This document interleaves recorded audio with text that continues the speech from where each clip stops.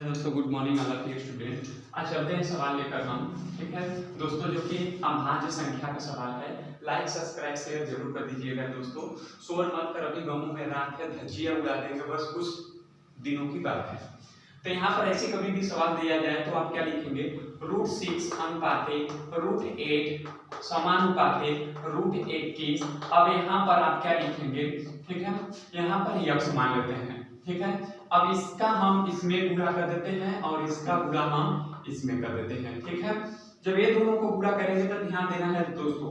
ठीक है, तो इसका गुणा करेंगे तो रूट में हम क्या लिख देते हैं, 2 गुणे √3 लिख देते हैं और यक्स बराबर आ जाएगा। तो भी 6 में शॉर्टकट करने का तरीका, फिर यहाँ पर हम क्या लिख सकते हैं, √2 गुणे √4 गुणे √3 गुणे √7।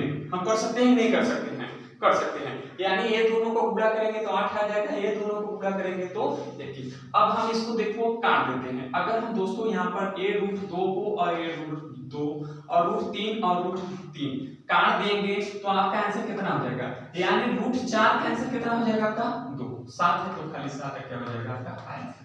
यही आपका क्या रहेगा दोस्तों, आपका आंसर। इसमें किसी ऑप्शन में है, पहला ऑप्शन में is the correct right answer. इसी तरीके से आपका दूसरा भी होगा। तो दूसरा में क्या करना है, √5 है समानुपाते रूट आपका क्या है 10 समानुपाते आ जाएगा और रूट क्या हो जाएगा आपका 72 फिर यक्स मान लेते हैं। ठीक है, अब इनको अगर हल करना है तो इनका गुणा हम दोस्तों, ठीक है, इनका गुणा हम इसमें कर देते हैं। तो यहाँ पर कितना आ जाएगा आपका √5 यक्स बराबर रूट हम क्या लिख सकते हैं, 2 गुणे √5 लिख सकते हैं कि नहीं लिख सकते हैं, लिख सकते हैं। √5 हम लिख सकते हैं कि नहीं, ठीक। फिर गुणे क्या लिख सकते हैं, यहाँ पर आप, यहाँ पर अब हम लिख सकते हैं, ठीक है, तो √72 भी लिख सकते हैं, ठीक है ना, या तो आप कुछ और भी लिख सकते हैं, हम बता रहे हैं एक तरीका से।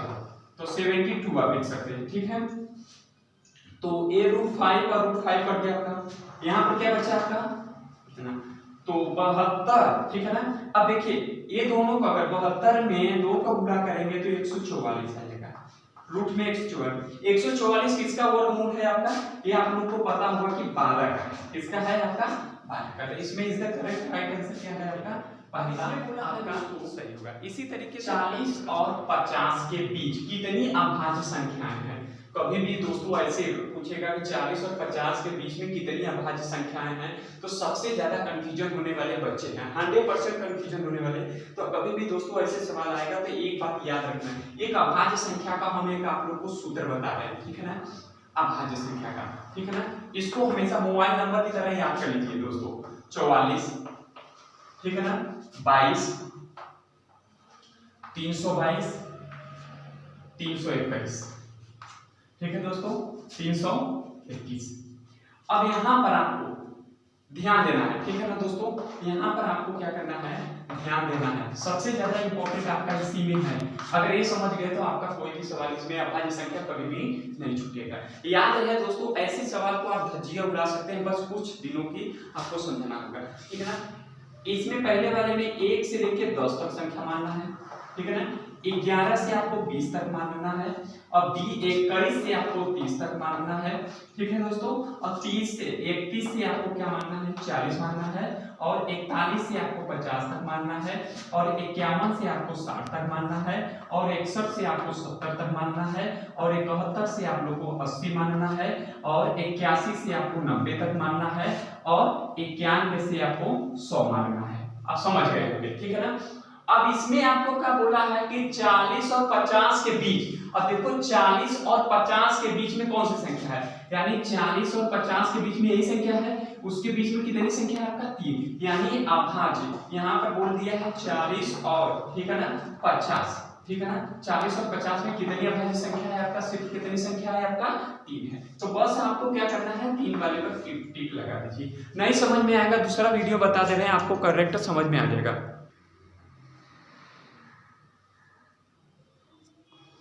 अब देखिए दोस्तों, हम दे दिए यहाँ पर 30 और 50 के बीच में कितनी अभाज्य संख्या है, तो आपको अभी हम बताएं, ठीक है ना, 44, 22, 322, ठीक है, 322 और 321।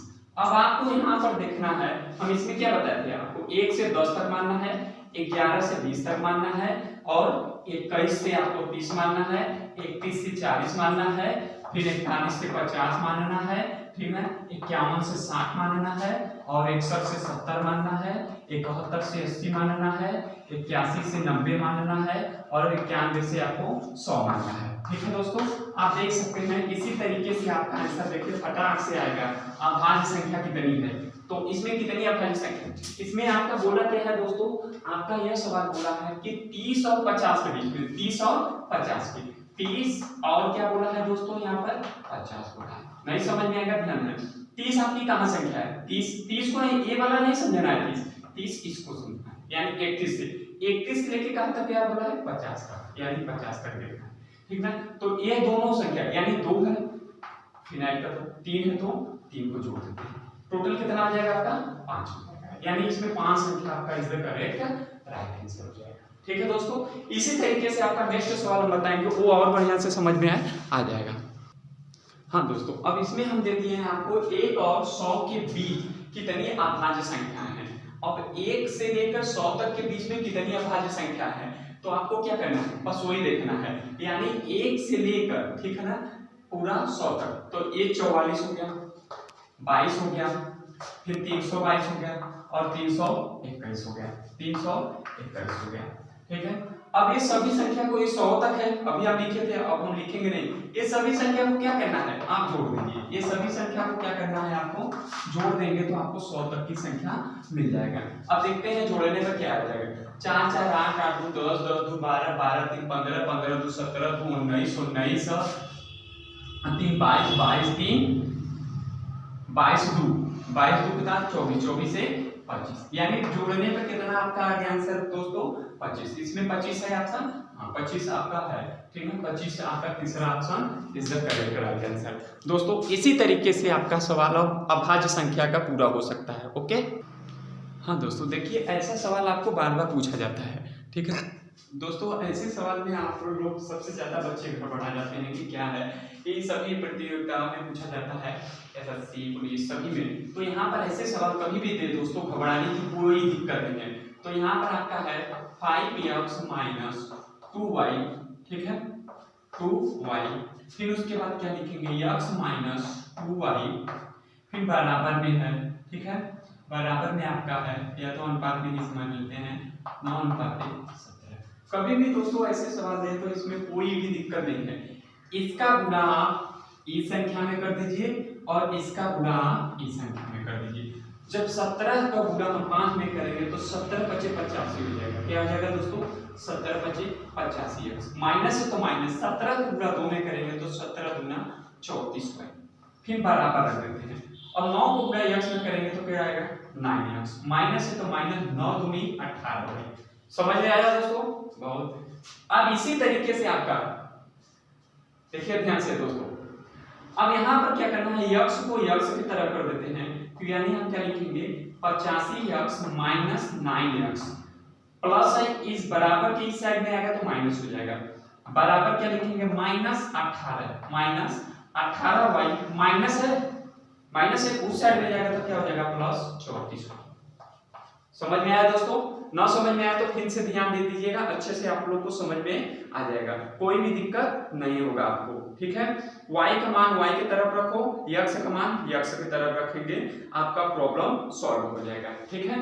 अब इनको हल कर देते हैं, 85 में से हम 9 को घटा देंगे तो 76, कितना आ जाएगा दोस्तों 76x, फिर बराबर, अब इसमें से इतना घटा देंगे तो आपका यहाँ पर देखना है कि कितना आता है दोस्तों, कोई भी दिक्कत नहीं, बहुत लोग क्या करेंगे घटाने में भी कमी कर देते हैं, पर फटाक से इसको घटाने में आपका क्या होगा 16 आ जाएगा, कितना हो जाएगा आपका 16y होगा। नहीं समझ में आएगा तो आप लोग ऐसे तो घटा ही सकते हैं, 14 में से 8 घटाएंगे तो 6, यहाँ पर 2 बचा, 2 में से 1 घटाएंगे तो 16। अब यहाँ पर अगर दोनों संख्या कट रहा है तो आप फटाक से काट लीजिए, दोनों संख्या अगर कट रहा है तो क्या कर देंगे काट देंगे, किस संख्या से कट रहा है आपका ये देखना है, 4 से भी काट सकते हैं, 4 से काट सकते हैं नहीं काट सकते हैं, देखिए 4 चौक के कितना हो जाएगा आपका 16, 4 एकम 4 हो जाएगा, 4 एकम 4, कितना हासिल बचा आपका 3 बचा, 4 9 26, 19 आया कि नहीं आया, आया परफेक्ट। यानी हम क्या लिखेंगे 19x बराबर 4y, ठीक है। जो y का मान आया है, ठीक है ना। इसको हम क्या मानेंगे, यानी जो 19 अक्ष है, ठीक है ना, जो 19 है वो y का मान माना जाता है। जो y का मान 4 रखा गया है उसे हम उल्टा कर देते हैं, यानी ये x का मान है और ये क्या है आपका y का, यानी x का मान 4 हो जाएगा और y का मान कितना हो जाएगा आपका 19। अब आपको सवाल में हल क्या करना है, यानी 9x बटे 13y। अब 9 का हम कर देते हैं, 9 को गुणा 4 बटे में क्या लिख देंगे आप 13 गुणे 19। अगर 9 को गुणा 4 में करेंगे तो 36 आ जाएगा, ठीक है। और 19 को गुणा 13 में करेंगे तो 19 दाम में 190, 19 3 27, 19 को 57, 57 3 247, कितना आ जाएगा दोस्तों आपका 247 is the correct right answer. है किसी ऑप्शन में 36 है, बस खाली 36 का मान दीजिए आप, आपका सही हो जाएगा। इसी तरीके से आपका नेक्स्ट सवाल होगा, बता दें। हाँ दोस्तों, अब देखिए एक सवाल और दे दिए इसी के तरीके, आप ध्यान दीजिएगा। तो आपका है वही सवाल है सेम, तो हम क्या करते हैं x प्लस वाई बातें x माइनस वाई बराबर दे दिया है 4 बातें 3। अब ये बताया था कैसे करना था, ये पूरी संख्या का गुणा हम किस में करेंगे 3 में, और ये पूरी संख्या का गुणा हम इसमें करेंगे। तो इसका गुणा इसमें करेंगे तो यहाँ पर क्या आ जाएगा 3x प्लस 3y आएगा, आएगा नहीं आएगा, हाँ 3 का गुणा x में किया 3x, 3 का गुणा y में किया 3y। अब इसका गुणा इसमें कर देते तो 4x माइनस है तो माइनस 4y आ जाएगा, आएगा आएगा नहीं, हाँ बोलिए ठीक। और ज्यादा जोर से मत बोलिए। फिर उसके बाद क्या करना है आपको, x को x की तरफ कर देते हैं 3x प्लस इस साइड में आएगा तो माइनस 4y, अरे 4x आएगा, ठीक ठीक। फिर उसके बाद minus 4y minus 4y plus है नहीं प्लस है, उस साइड में जाएगा तो हाँ माइनस, बहुत सही। फिर उसके बाद हो गया x को x की तरफ माइनस, खाली x आएगा माइनस, क्योंकि 3 में से 4 घटाएगा तो 1 बचेगा, 1 हमारा क्या है 100 को मान लेते हैं, ठीक है। 4 3 7 आया नहीं आया समझ में, हाँ ठीक। ये माइनस माइनस काट सकते हैं, ठीक बहुत सही, अब समझ में आ गया, ठीक है।